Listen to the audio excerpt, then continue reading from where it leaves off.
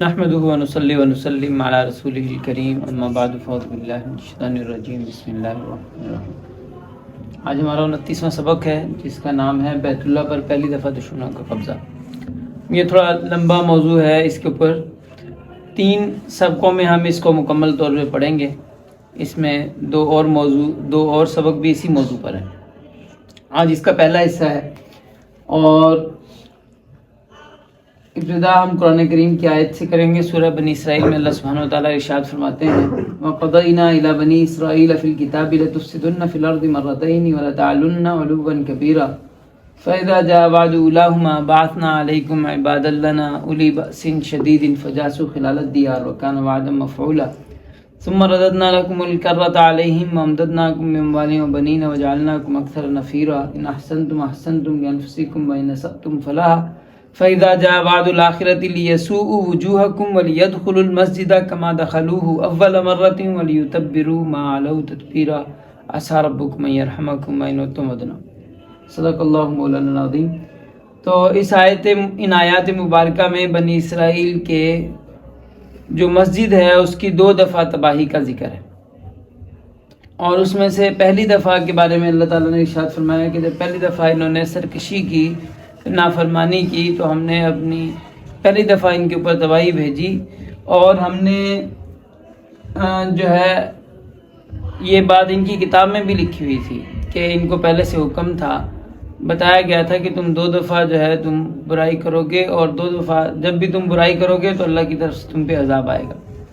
تو پہلا مرتبہ جب یہ برائی میں مبتلا ہوئے قضات کے دور کے اندر، تو اس وقت ان کے اوپر اس طرح دشمن حملہ آور ہوا کہ ان کو پوری طرح تباہ و برباد کر دیا۔ تو پہلی دفعہ جب آیا تو اس میں بھی جس جگہ پہ انہوں نے حملہ کیا وہاں پہ باقاعدہ کوئی مسجد تھی جو عبادت گاہ تھی جس کو انہوں نے تباہ کیا۔ تو جو قرآن کریم کے جو الفاظ ہیں یہ اس بات کی وضاحت اور صراحت ہیں کہ جو ان کی مسجد تھی جس کو تباہ کیا گیا وہ باقاعدہ کوئی جگہ تھی، کوئی خیمے کا نام نہیں تھا۔ سمجھ بات کی نہیں ہے کہ فَإِذَا جَاءَ اس میں كَمَا دَخَلُوهُ أَوَّلَ مَرَّةٍ وَلِيَدْخُلُوا الْمَسْجِدَ كَمَا دَخَلُوهُ أَوَّلَ مَرَّةٍ، تاکہ وہ مسجد میں داخل ہوں جیسے پہلی دفعہ داخل ہوئے تھے۔ تو یعنی مطلب یہ کہ مسجد کوئی ایسی جگہ تھی جو کہ باقاعدہ تعمیر شدہ تھی، کوئی متعین جگہ تھی۔ اور ظاہری بات ہے اگر ایک جگہ ہے تعمیر شدہ ہے، حضرت ابراہیم علیہ السلام کی اولاد ہیں، دین ابراہیمی پر ہیں، تو وہ ایک جگہ کون سی ہوگی؟ خانہ کعبہ۔ اب ان کا کہنا یہ ہے کہ وہ جو تابوت جو تھا، تابوت جو باقاعدہ جو سفر کی حضرت موسیٰ کے دور میں، وہ انہوں نے فاران میں لگا کے چھوڑ دیا تھا۔ فاران کے بعد جو حضرت موسیٰ علیہ السلام کا جو سفر تھا اس میں دوبارہ تابوت ہمیں سفر کرتا ہوا نظر نہیں آیا۔ تابوت وہ انہوں نے جو خیمہ اجتماع تھا، یعنی تابوت تو سفر کرتا رہا ہے لیکن جو خیمہ اجتماع تھا، یعنی ہم جیسے پڑھ چکے ہیں کہ ان کے ہاں اصل میں ایک خیمہ اجتماع ہے۔ خیمہ اجتماع کے اندر جو ہے وہ تابوت، ایک ٹیبل رکھا جاتا ہے، اس کے اوپر تابوت رکھا جاتا ہے، اور خیمہ اجتماع کے سامنے جو ہے وہ قربان گاہ ہوتی ہے، اس کا ایک پورا جو ہے ایک صحن ہوتا ہے، اس صحن کے اندر، صحن کے احاطے کے اندر ہی جو ہے وہ انہوں نے عبادت کرنی ہوتی، وہیں پہ جا کے جانور وغیرہ ذبح کرنا ہوتا ہے۔ تو یہ کہتے ہیں کہ حضرت یشوع نے جب حکومت حاصل کی تو اس وقت انہوں نے جو ہے خیمہ جو ہے شیلا شہر میں لے گئے تھے۔ خیمہ کہاں لے گئے تھے؟ شیلا شہر میں لے گئے تھے۔ تو اس میں یہاں پہ پہلے میں نے ان جگہوں کو جمع کیا ہے کہ جہاں پہ یہ بتایا گیا کہ شیلا جو حضرت یشوع نے جا کے خیمہ جو ہے وہ شیلا میں لگا دیا تھا، اور اس کے بعد وہ شیلا میں ہی لگا رہا، اس کے بعد اسے ہلایا نہیں گیا، اور وہ وہیں پہ لگا رہا ہے۔ قاضیوں کے دور میں بھی وہیں پہ تھا، اور جب حضرت داؤد سے تھوڑا پہلے جب یہ آخری جب ان کا مارکہ ہوا، جالوت والا جو مارکہ ہوا، اس سے پہلے یہ یہاں سے ہی تابوت اٹھا کے لے کے گئے تھے دشمن کے آگے مقابلے کے لیے، اور واپس یہیں پہ لا کے رکھا تھا۔ تو یہ ان کی جو عبارتیں ہیں، ایک سب سے پہلے یشوع باب 18 میں ہے کہ یشوع نے جو ہے وہ خیمہ اجتماع جا کے شیلا میں لگایا تھا۔ دوسرا یہ کہ یشوع شیلا میں خیمے میں موجود تھا، اور اسی طرح قضات میں ذکر ہے کہ دان کے لوگوں نے ان مورتیوں کی پرستش کی جو میکا نے بنائی تھی، اور وہ پوری وقت ان مورتیوں کی عبادت کرتے رہے جب تک کہ شیلا میں خدا کا گھر رہا. ٹھیک ہے. اور اسی کے بعد قضات کی ہی ایک اور عبارت ہے، سپاہی ان عورتوں کو کنان کے شیلا کے خیمے میں لے گئے. ٹھیک ہے. اور اس کے بعد ہے الکانہ، یہ سموئیل کی عبارت ہے کہ الکانہ ہر سال اپنے شہر راما کو چھوڑ کر شیلا شہر کو جاتا تھا، شیلا میں خداوند قادر مطلق کی عبادت کرتا اور خداوند کی قربانی نظر کرتا. یہ جو ہے یہ سموئیل نبی جو ہیں ان کے والد ہیں، ان کے بارے میں یہ عبارت ہے. تو وہ ان کے پیدا ہونے سے پہلے. تو بہرحال یہ عبارتیں یہ بتا رہی ہیں کہ خیمہ جو تھا وہ شیلا نامی شہر میں تھا، اور شیلا نامی شہر کے اندر ہی جو تابوت سکینہ ہے وہ خیمے کے اندر ہوتا تھا، تو وہیں سے اٹھا کے لے کے جاتے تھے، لڑائی کے لیے آگے رکھتے تھے اور دوبارہ وہیں پہ لا کے رکھ دیتے. یہ وہ عبارتیں ہیں جن سے یہ اندازہ ہوتا ہے کہ عبادت گاہ بیت ایل میں تھی. عبادت گاہ کہاں تھی؟ بیت ایل میں تھی. یہ قضات باب نمبر 22 آیت نمبر 26-27. اور اسی طرح سموئیل میں بھی یہ عبارتیں موجود ہیں جن سے یہ پتہ چلتا ہے کہ عبادت گاہ کہاں پہ تھی؟ بیت ایل میں. تب یہ قضات کی عبارت ہے، تب سبھی بنی اسرائیل بیت ایل شہر تک گئے، اس جگہ پر وہ بیٹھے اور وہ خداوند کو رو کر پکارا. انہوں نے سارا دن شام تک کچھ نہیں کھایا. وہ جلانے کی قربانی، جناز کی نذرانی کی قربانی بھی خداوند کے لیے لائے. بنی اسرائیلیوں نے خداوند سے رجوع کیا. ان دنوں خدا کے معاہدے کا صندوق بیت ایل میں تھا. ٹھیک ہے. یہ وہ جو پیچھے جو ہم نے قضات کی عبادت پڑھی شیلا میں اس کا قربان گاہ بتا رہے ہیں، اسی سے تھوڑا سا آگے یہ عبارت ہے. پھر یہ دوسری بات یہ سموئیل کی عبارت ہے کہ جو طالوت بادشاہ مقرر ہونے سے پہلے جو سموئیل نے اس کو جو دی تھی، یہ بتائی تھی، نشانی بتائی تھی، تو وہ نشانی یہ تھی کہ وہ 3 آدمی بیت ایل میں خدا کی عبادت کے لیے راستے پر سفر کرتے ہوں گے. بیت ایل میں خدا کی عبادت کے لیے سفر کرتے ہوں گے. اور اسی طرح داؤد نے ان چیزوں میں سے جو مالکیوں سے حاصل ہوئیں کچھ کو بیت ایل کے قائدین کے پاس بھیجا. تو بیت ایل کا لفظ، شہر کا لفظ، اس کا مطلب کیا بن رہا ہے؟ کیسے یہ پتہ چل رہا ہے کہ جو اللہ کا گھر ہے وہ یہاں پہ. بہرحال یہ اس کے بعد اب ہم یہ جو شیلا کا لفظ ہے اس کی پہلے لوکیشن دیکھ لیتے ہیں کہ شیلا کسے کہتے ہیں. ہم لوگوں کے سامنے ایک ترکیب ہے. یہ شیلا شہر میں خداوند کی تقریب کا وقت ہے. یہ تقریباً یہاں ہر سال منائی جاتی ہے. شیلا شہر بیت ایل کے شمال میں ہے اور اس سڑک کی مشرق میں ہے جو بیت ایل سے سکم کو جاتی ہے، اور یہ لبونہ شہر کے جنوب میں بھی ہے.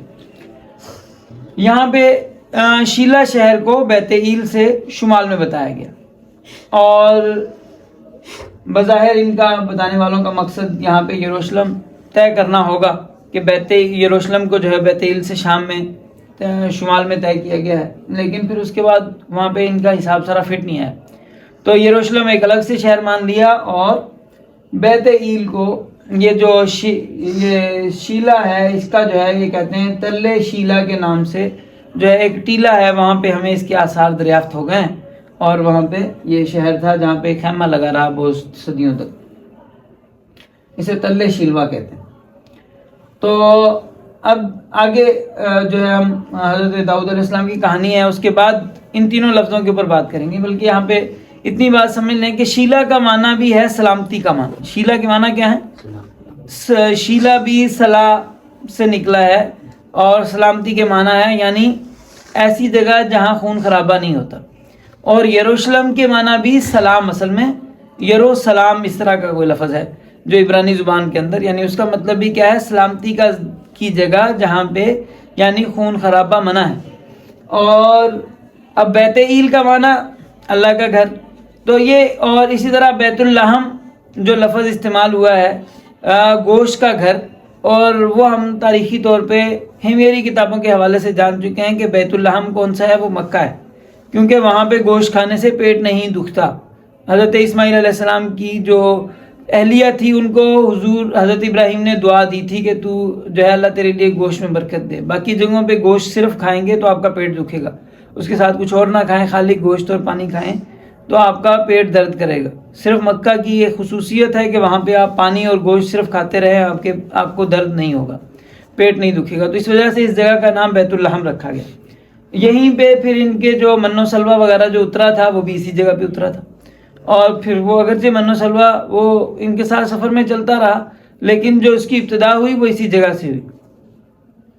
تو اس وجہ سے، اور یہ الفاظ ہیں بظاہر یہ صرف اور صرف انہوں نے دھوکہ دینے کے لیے اور اصل جگہ کو چھپانے کے لیے انہوں نے یہ ساری کہانی بنائی، اس میں ناموں کو تبدیل کر دیا کہ یعنی کسی جگہ اسے سلامتی کا گھر کہہ دیا ہے، کسی جگہ اسے شیلا کہہ دیا ہے، کسی جگہ اسے بیت اللہ کہہ دیا ہے۔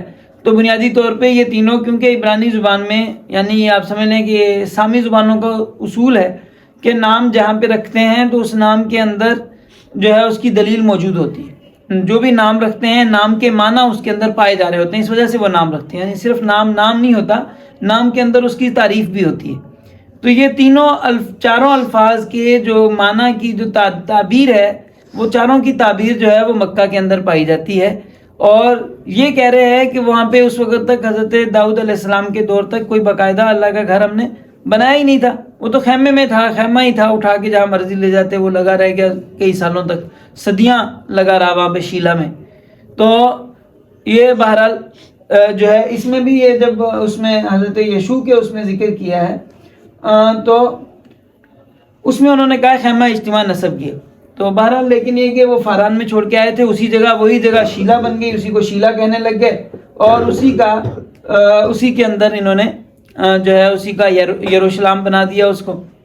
تو اصل جو جگہ ہے جس جگہ پہ اللہ سبحانہ وتعالیٰ نے جس کی بتا دیا ہے کہ ان اول بیت وضع للناس للذی ببکۃ مبارک وہدی للعالمین، اصل پہلا گھر جو اللہ کا عبادت کے لیے بنایا گیا وہ ہے جو مکہ میں ہے اور برکت والا ہے اور جہاں والوں کے لیے ہدایت کا باعث ہے۔ تو فیہ آیات بینات مقام ابراہیم، جہاں پہ آج تک نشانی موجود ہے، مقام ابراہیم جہاں پہ موجود ہے، تو جو اس بات کی دلیل ہے کہ ان کے آباء و اجداد آئے کہاں پہ تھے۔ اب یہاں پہ اصل میں یہ آگے جو مین لڑائی ہے اس سے پہلے یہاں پہ انہوں نے کچھ باتیں بتائی ہیں، کچھ لوگوں کا تعارف کروا رہے ہیں کتاب کے اندر۔ تو یہاں پہ ایک کتاب کا اضافہ کیا ہے، کتاب القضات جو 6 نمبر کی کتاب تھی، 7ویں نمبر کی، اس کے بعد کتاب ہے رت۔ تو رت اصل میں حضرت داؤد علیہ السلام کی دادی کا لقب ہے، اس کی کہانی یہاں پہ انہوں نے 4 باب کے اندر بتائی ہے۔ وہ کہانی کا خلاصہ ہم جو ہے آج کی مجلس میں پڑھ لیں گے۔ یہ کہتے ہیں بہت دنوں پہلے قاضی جب حکومت کرتے تھے، ایک برا دن آیا تو جب لوگوں کے پاس کھانے کے لیے کافی غذا میسر نہ تھی، الیملک نامی ایک آدمی نے یہودا کے بیت اللحم کو چھوڑ کر، بیت اللحم یعنی مکہ کو چھوڑ کر، وہ اپنی بیوی اور 2 بیٹوں کے ساتھ موآب کے پہاڑی ملک میں چلا گیا، اور اس کی بیوی کا نام نعومی تھا۔ بیوی کا نام کیا تھا؟ نعومی، یعنی نعمتوں والی اس کا نام تھا، اور اس کے بیٹوں کے نام محلون اور کلیون تھے۔ یہ لوگ یہودا کے بیت اللحم کے افراطی خاندان کے لوگ تھے، اور اس خاندان نے موآب کے پہاڑی ملک کا سفر کیا، وہاں ٹھہرے اور بس گئے۔ بعد میں نعومی کا شوہر الیملک مر گیا، صرف نعومی کے 2 بیٹے رہ گئے۔ اس کے بیٹوں نے موآب ملک کی عورتوں سے شادی کی۔ بڑے بیٹے کی بیوی کا نام عرفہ تھا، چھوٹے بیٹے کی بیوی کا نام رت تھا۔ تو وہ تقریباً 10 سال تک موآب میں رہے، اور محلون اور کلیون دونوں بیٹوں کا بھی انتقال ہو گیا۔ اب رہ گئی ساس اور 2 بہویں۔ تو اب ساس نے جو ہے وہ اسے پتہ چلا کہ بیت اللحم میں حالات اچھے ہو گئے ہیں، واپس آنے لگی۔ تو اب دونوں بہوؤں کو ساس سے بڑا پیار تھا، دونوں بہویں جو ہیں وہ ساس کے ساتھ، انہوں نے کہا ہم ساتھ ہی جائیں گی۔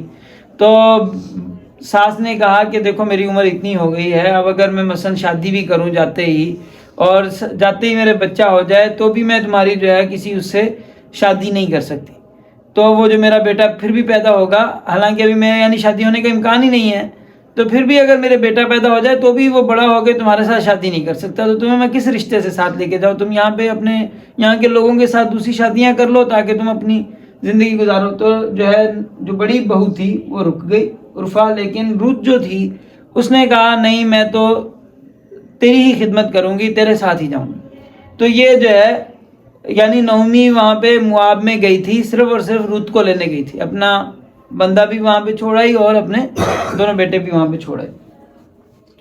تو اس کے بعد یہاں پہ جب یہ واپس آئی تو یہاں پہ اب ان کا یفاموت کا قانون آپ کو بتایا تھا کہ یفاموت کا قانون کیا ہے کہ اگر جو ہے وہ بھائی کا انتقال ہو جاتا ہے، اس کی اولاد نہیں ہوئی، تو اس کے دوسرا بھائی اس سے شادی کرے گا، اور شادی کر کے جو اولاد ہوگی اب اس کے اوپر فرض ہو جاتا ہے چھوٹے بھائی کے اوپر کہ تم نے کیا کرنی ہے، اس سے شادی کرنی ہے، جو بڑی بہو ہے اس سے وہ جو ہے وہ شادی کرے گا، یعنی اپنی جو بھابھی ہے اس سے شادی کرے گا، اور شادی کرنے کے بعد اس کے بیٹا ہوگا، اور بیٹے کا نام نسب کس کی طرف منسوب کرے گا؟ بھائی کی طرف، جو فوت ہو گیا ہے اس بھائی کی طرف منسوب کرے گا تاکہ بھائی کا نسب جاری رہے۔ یہ یفاموت کا قانون انہوں نے کئی جگہوں پہ لگایا ہے، حضرت یہودا کے اوپر بھی انہوں نے یہ قانون لگایا ہے، اور اسی طرح یہ یہاں پہ بھی یہ کہتے ہیں کہ اب نعومی جو ہے اس نے اب اس کے جو دونوں بیٹے تھے وہ تو دونوں فوت ہو گئے تھے، اب بیٹے اس کے تو تھے نہیں، اب اس نے اپنے خاندان میں ادھر ادھر جو ہے وہ دیکھ رہی تھی کہ اپنی بہو کے لیے دوسرا شوہر جو ہے اپنے خاندان میں سے کوئی اس کی شادی کروائے۔ تو اب یہاں پہ بیت اللہ میں آئے تو یہاں پہ کوئی کام چاہیے تھا، تو اس نے جو یہ خاتون تھی رت، تو اس نے جو ہے وہ کھیتوں میں لوگ کام کر رہے تھے، تو یہ اس نے بوئز یملک ایک آدمی تھا اس کے پاس جا کے اس کے کھیتوں میں جا کے کام کرنا شروع کر دیا، جیسے مزدور کام کرتے ہیں اس طرح، تاکہ جو اجرت وغیرہ ملے گی اس سے گھر کا کام کاج چلے گا۔ تو نعومی کو پتہ چلتا ہے کہ یہ جو جس کھیت میں کام کر رہی ہے وہ بوئز کی اس میں کام کر رہی ہے، اور بوئز نعومی کا رشتہ دار ہے، تو وہ یہ چاہتی ہے کہ اپنی بہو کی شادی بوئز سے کروا دے۔ تو اس کے لیے جو طریقہ کار اس پہ یہاں پہ مذکور ہے، یہ ایسی جو ہے انداز سے بات کرتے ہیں کہ یعنی ایک شریف آدمی اس کو پڑھتے ہوئے بھی اسے شرم آتی ہے۔ تو اس طرح کی باتیں ان کے ہاں جن کو یہ نبی تک کہتے ہیں، اچھے اچھے لوگ کہتے ہیں، ان کے بارے میں ایسی گھٹیا قسم کی باتیں کر جاتے ہیں۔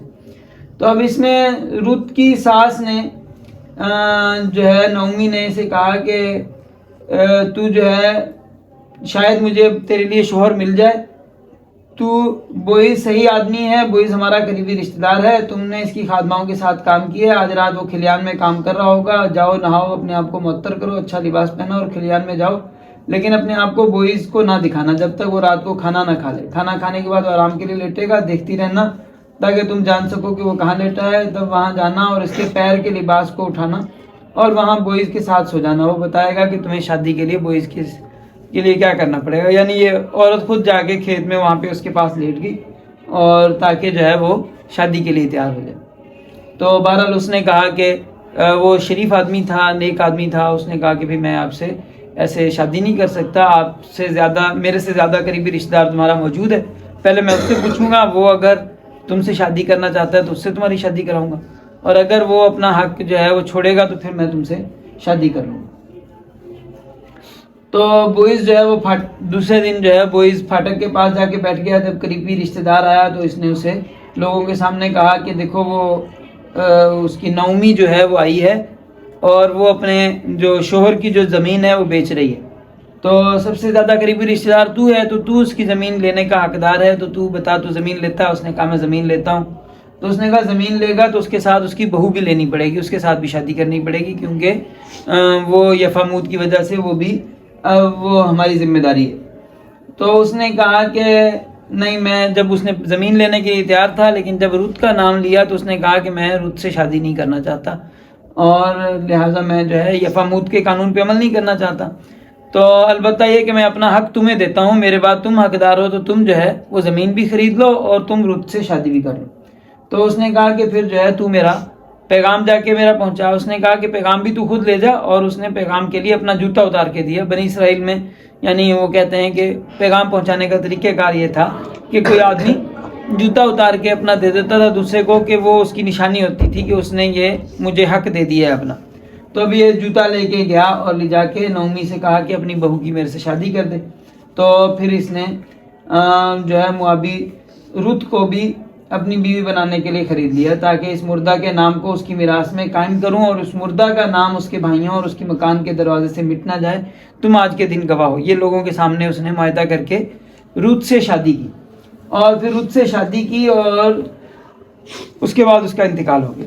تو اب اس کے بعد جو ہے یہ اس میں کتاب میں حضرت داؤد کا نسب بیان کرتے ہیں کہ جب وہ بچہ ہوا رت کے، تو رت کو نے وہ بچہ اٹھا کے، پڑوسنوں نے اٹھا کے وہ نعومی کو دیا اور کہا کہ تو اس عمر میں تجھے بیٹا مل گیا ہے اور اب جو ہے تو اس کی فارغ نہیں ہے، تو بیٹھ کے اپنے پوتے کی پرورش کر.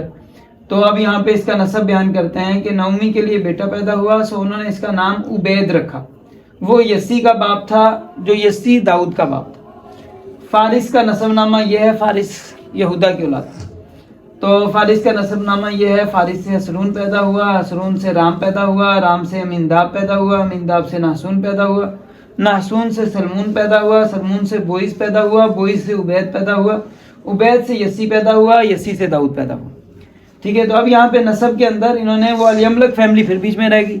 جو شادی جس وجہ سے کی تھی وہ کس وجہ سے کی تھی کہ شادی تو اس وجہ سے کی تھی کہ بوئز جو ہے وہ کیا کرے گا، نسب کس کا زندہ رکھے گا، جو ہے اس کا جو الیملک جو فوت ہو گیا ہے الیملک کا، اس کے جو بیٹوں کا نسب جاری رکھے گا، اس کا نام جاری رکھے گا. اس وجہ سے جو ہے اس نے شادی کی تھی اور بچہ، تو اس لحاظ سے بچے کا نسب کس کی طرف جانا چاہیے تھا، الیملک کی فیملی کی طرف جانا چاہیے تھا، لیکن الیملک کی فیملی میں نہیں گیا اور انہوں نے یہاں پہ اسے جوڑ دیا اس کے ساتھ، یہ جو بوئز تھا اس کے ساتھ نسب جوڑ دیا اور اس کے نسب سے حضرت داؤد کو یہودا کی اولاد قرار دیا.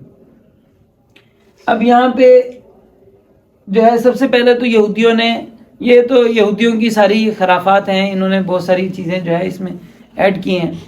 تو اب اس میں سب سے پہلے تو اب تک ہم حضرت داؤد علیہ السلام کے نسب کے اوپر جو اعتراضات انہوں نے حضرت داؤد علیہ السلام کے لیے برائیاں لگائی ہیں وہ ان کا ایک دفعہ خلاصہ دیکھ لیتے ہیں. سب سے پہلے تو انہوں نے حضرت داؤد کے جو نسب کے اوپر پہلا اعتراض کیا وہ یہ کیا تھا کہ حضرت داؤد جو ہے وہ یہودا کے جو بیٹے تھے، بڑے بیٹے جو تھے، اس کی جو اس کا انتقال ہو گیا تھا، پھر اس کے بیٹوں نے یفاموت کا قانون ادا نہیں کیا تھا اور اس دوران یہودا کی بیوی فوت ہو گئی اور جو ہے یہودا کو پتہ نہیں چلا. یہودا علیاذ باللہ کسی جو ہے وہ غلط عورت کی سمجھ کے کسی کے پاس گیا تھا اور وہاں پہ وہ اپنی ہی بہو کے پاس چلا گیا اور پھر اس سے جا کے یہودا کی اولاد ہوئی. تو یعنی یہودا کی اولاد بظاہر جو ہے یہ جو اولاد انہوں نے پیش کی ہے وہ ان کے قانون کے مطابق بھی یفاموت کا جو قانون ہوتا ہے وہ اس نے جو سالہ ہے اس نے پورا کرنا ہوتا ہے، جو سسر ہے اس نے پورا نہیں کرنا ہوتا. سسر کے لیے وہ بیٹی کی طرح ہے. تو ان کی کتاب کے مطابق اگر سسر ایسا کرتا ہے تو یہ زنا ہوتا ہے، یہ شادی نہیں ہوتی. یفاموت کے قانون میں بھی وہاں پہ بھی یفاموت کا قانون پورا نہیں اترتا ہے. تو اس کے مطابق انہوں نے پہلی گالی جو حضرت داؤد علیہ السلام کو دی ہے وہ یہودا کی اس پہ دے دی کہ یہودا نے اپنی بہو سے علیاذ باللہ وہ کی برائی کی جس کی وجہ سے حضرت داؤد پیدا ہوئے. ہم ایسی ہر اس سے جو ہے وہ برات کا اظہار کرتے ہیں، یہ جو بھی انہوں نے جو گند ڈالا ہے اس کو نہیں مانتے. دوسرے نمبر پہ اب یہودا کی جو حضرت داؤد علیہ السلام کی والدہ ہیں، جو پردادی ہے رت کو انہوں نے مواب سے لے کے آئے ہیں اور مواب سے لا کے اس کے بارے میں انہوں نے یہاں موابی ان کے اوپر پہلے الزام لگایا. حضرت لوط علیہ السلام کی بیٹیوں کے اوپر یہ پہلے الزام لگا چکے ہیں کہ حضرت لوط علیہ السلام کی بیٹیوں نے بھی علیہ باللہ برائی کی تھی اور اس برائی کے نتیجے میں جو ہے ان کے بیٹا پیدا ہوا تھا مواب. یہ دونوں جو بہتان ہیں، ان بہتان لگانے کی وجہ ان کا حضرت داؤد سے جلن ہے، حضرت داؤد علیہ السلام کے اوپر ان کو غصہ ہے. پھر رت کی شادی کے لیے جو انہوں نے جو کہانی گھڑی ہے کہ رت کی شادی کے لیے جو ہے رت کو وہاں سے لے کے آئے اور اس طرح جو ہے وہ وہاں سے جب وہ آئی ساس کی خدمت کے لیے ہے تو اس کو شادی کی ضرورت کیا ہے اور وہ شادی کے لیے اتنی خواہر کیوں ہوگی بھلا. تو اس کے لیے مرد وہاں پہ تھوڑے تھے. جب اس نے شادی کسی اور سے کرنی تھی تو وہاں پہ کہیں پہ شادی کر لیتی جب اس کی ساس اسے اجازت دے رہی تھی. تو یہ باقاعدہ یہ سارا قصہ انہوں نے گھڑا ہے. تو یہ سارا کا سارا جو ہے انہوں نے حضرت داؤد علیہ السلام کو برا بھلا کہنے کے لیے کیا. تو یہ جس طرح بیت الحم میں رہ رہے ہیں اور مکہ کے لوگوں کی یہ ساری بات ہے، مکہ کے جو ہے ساری کہانی ہے، اس سے بظاہر مجھے تو یہاں تک خطرہ لگتا ہے، ممکن لگتا ہے، یعنی ممکن ہے کیونکہ جس طرح یہ بات کر رہے ہیں تو یہودا حضرت جس طرح کی ان کے اندر عصبیت ہے، ایسی عصبیت جو ہے ان پاک لوگوں کے اندر نہیں تھی، حضرت یعقوب علیہ السلام کے اندر ایسی نہیں تھی. اور ممکن ہے کہ اسماعیلی کسی طرح حضرت جو ہے یعقوب علیہ السلام نے جو ہے وہ اپنی اولاد قرار دیے ہوں، اور ان کو جو ہے وہ ان کے لیے اسماعیلی جو ہیں وہ ان کے ساتھ رہ رہے ہوں. اور یا یہ ہو سکتا ہے کہ حضرت یعقوب علیہ السلام کا جو ایک بیٹا زندہ تھا، چھوٹا بیٹا، حضرت یہودا کا جو چھوٹا بیٹا جو زندہ تھا، جو چھوٹا بیٹا رہ گیا تھا، شیلا جو رہ گیا تھا، تو اس سے یہودا کی اولاد صرف وہی ہو، اور باقی اولاد جو ہے جو جسے وہ یہودا کی طرف منسوب کر رہے ہیں، فارس اور زارع جنہیں یہ کہہ رہے ہیں، یہ ہو سکتا ہے کہ یہ بھی اسماعیلی ہی ہوں اور ان کے ساتھ رہ رہے ہوں. تو بہرحال اس بارے میں ہم کوئی بھی قطعی بات ہمارے پاس نہیں ہے، لیکن یہ کہ البتہ جو انہوں نے حضرت داؤد علیہ السلام کو جو گالیاں دی ہیں ان سے ہم بری ہیں، ہم ان کو نہیں مانتے. اور حضرت داؤد علیہ السلام کا نسب، اللہ نے تمام نبیوں کا نسب صاف ستھرا رکھا ہے، ان کی نسب کے اندر اللہ نے کسی طرح کی بھی برائی نہیں آنے دی. حضرت داؤد علیہ السلام اللہ کے نبی ہیں. انہوں نے ان کی یہودی جو ہے اپنی کتاب کے مطابق داؤد کو بادشاہ مانتے ہیں، نبی نہیں مانتے، اور یہ نبیوں کی کیٹیگری سے داؤد کو نچلے درجے پہ رکھتے ہیں. یہ سارا ان کے اس کینے کا نتیجہ ہے، جو اصل میں کتاب جو ہے لاویوں کے ہاتھ میں تھی، لاوی کتاب لکھنے کا کام، اور یہ سارا لاوی نسل کے پاس تھا. اور جو داؤد علیہ السلام تھے وہ یہودا کی اولاد سے تھے، اور آگے ان کو جو اگلے جتنے بھی وعدے تھے کہ آگے جو حکومت ہے وہ ساری جو ہے وہ یہودا کی اولاد میں ہی چلنی ہے، اور جو ہے یہودا کے تخت پہ ہی آخری نبی نے آ کے بیٹھنا ہے. تو پیچھے ہم عبارت پڑھ چکے ہیں کہ یہودا نے کہا تھا کہ یہودا کو حضرت یعقوب علیہ السلام نے کہا تھا کہ جو حکومت ہے تیری نسل میں رہے گی یہاں تک کہ آخری نبی آ جائے. تو وہ جب آخری نبی آئے گا تو پھر یعنی نسل سے نکل جائے گی. تو اتنی بات تو یہ طے تھی کہ یہودا کے اس میں چلنی. تو لاویوں کی جس طرح ان کے پاس وہ تھی، خاص طور پہ قضات کے دور میں قاضی، کیونکہ قضات کا جو دور تھا اس میں قاضی کون ہوتے تھے؟ جو کہ مذہبی پیشوا ہوتے تھے، اور مذہبی پیشوا یہ رہے تھے، لاوی رہے تھے. تو یہ جس طرح انہوں نے جب یشوع کے بعد جس طرح حکومت انہوں نے سنبھالی تھی، تو حضرت داؤد کا حکمران بننا یا ساؤل کا حکمران بننا ان کو برداشت نہیں تھا. یہ چاہ رہے تھے کہ حکومت کسی نہ کسی طرح دوبارہ ہمارے کنٹرول میں آ جائے، ہم دوبارہ جس طرح پہلے قضات کے دور میں کنٹرول کرتے ہیں ویسے ہی کنٹرول کریں. تو اس کی وجہ سے انہوں نے جو ہے اس کینے کے اندر اور حسد کے اندر جو بھی اپنے مخالفین تھے ان تمام کو گالیاں دیں، ان کو برا بھلا کہا. تو اسی وجہ سے یہ انہوں نے حضرت داؤد علیہ السلام کے بارے میں اس طرح کی کہانیاں لکھی ہیں. اللہ تعالیٰ ہمیں ان کے شرور سے محفوظ رکھے، ان کے فتنوں سے محفوظ رکھے، اور ان کی جو دھوکے ہیں اللہ تعالیٰ ہمیں ان کے شر میں پڑنے سے اللہ ہماری حفاظت فرمائے. آخر دعوانا